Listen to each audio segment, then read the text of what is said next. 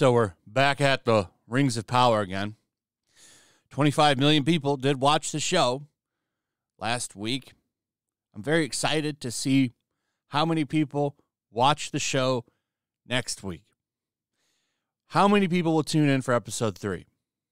I'm thinking they're going to lose quite a bit of this number. Though I could be wrong, but I think it won't be near 25 million next week. I think a lot of people dipped out because the show's awful. The show is not good.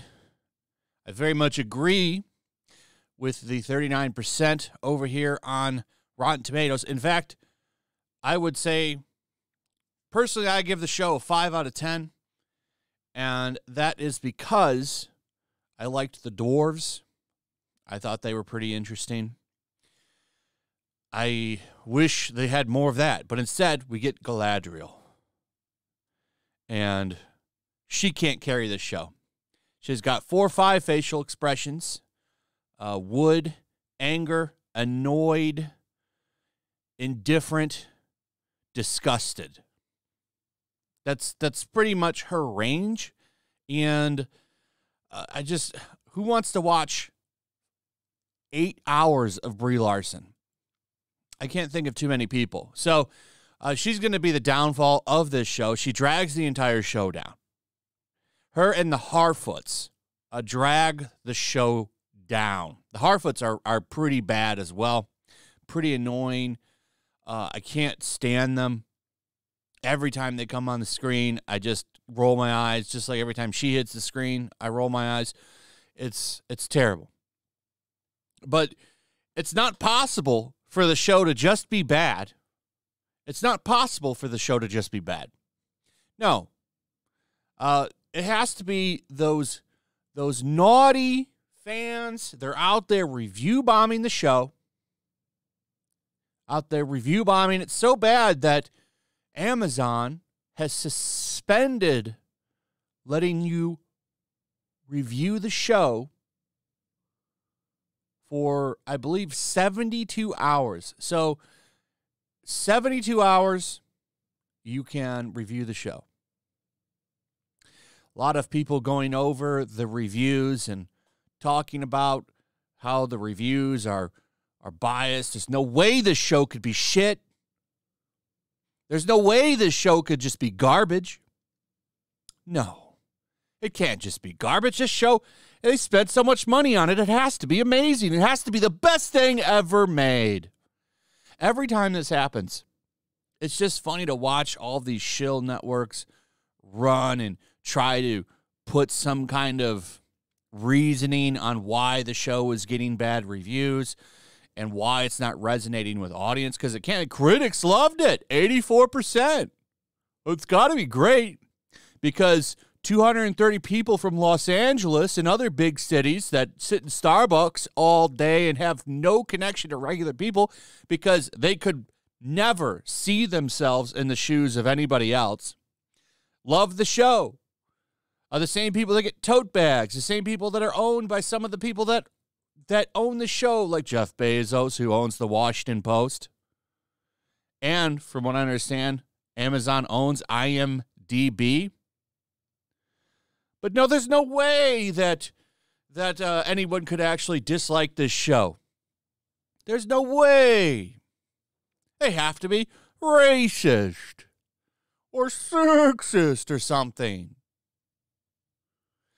And if that's the case, then why does House of the Dragon have a great score?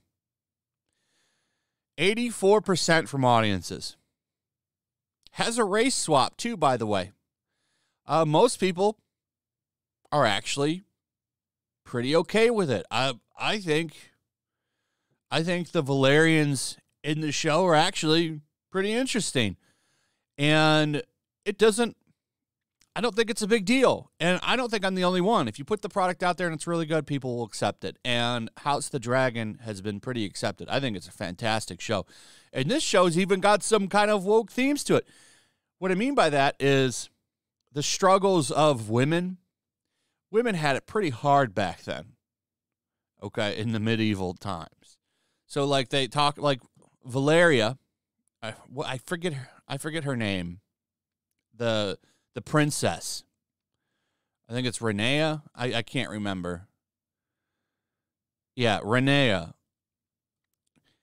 She questions, will they accept me as a queen and all of this stuff, and it works for this show. It works for this show, and they make it entertaining. All you have to do is make a good show, and people will still watch it. They make all of it work in this show. All of it works. It doesn't work in the Rings of Power at all. Rings of Power is a shitty show. It's an awful garbage show. Takes them 20 minutes to say anything. Some of the stuff looks cheap. Some of the stuff, though, to be fair, does look really good. Like the dwarf stuff, I loved. I thought the dwarf stuff was great. That's why I give it a 5, because of them. I mean, I'm not a Tolkien purist. Like, I'm not a big Tolkien guy. I love the Peter Jackson movies. They're some of my favorite movies of all time. Love the trilogy. Lord of the Rings trilogy is amazing. But, a couple changes here and there, like, aren't going to bother me. What I want is a good show, and I'm not getting it here. It's awful. And, if the cast delivers, people will accept the changes. Like, this, the dwarf lady, she actually won me over. I thought she had really good chemistry with that prince dwarf. I thought they were really good together. She won me over. And it can happen. And I know that might be a controversial opinion because some people that are understandably very into the words of Tolkien, I understand that. I'm just coming at this at a different perspective than you because it's just not, I'm not crazy into it. I just want a good show. This show's not a good show. It's not a good show at all. And you get stuff like this. Let me show you. This is the audience that Amazon wants. Amazon's Rings of Power is not for purists or racists. So purists are being lumped in with the same category as racists. Do you see what they do there? I want to show you some of the stuff that this weirdo wrote in here. See how he calls it Holy Scripture? Well, for some people it is. If they're really into this is why you have Tolkien scholars. Okay? But this guy's blessed. He doesn't give a shit about it, right? Disregards it. I understand why people are upset. But he's in here talking about how, the only thing that he likes about Tolkien is the fact that Led Zeppelin albums would not have been as long as they were without the books. And then he talks about wanting orgies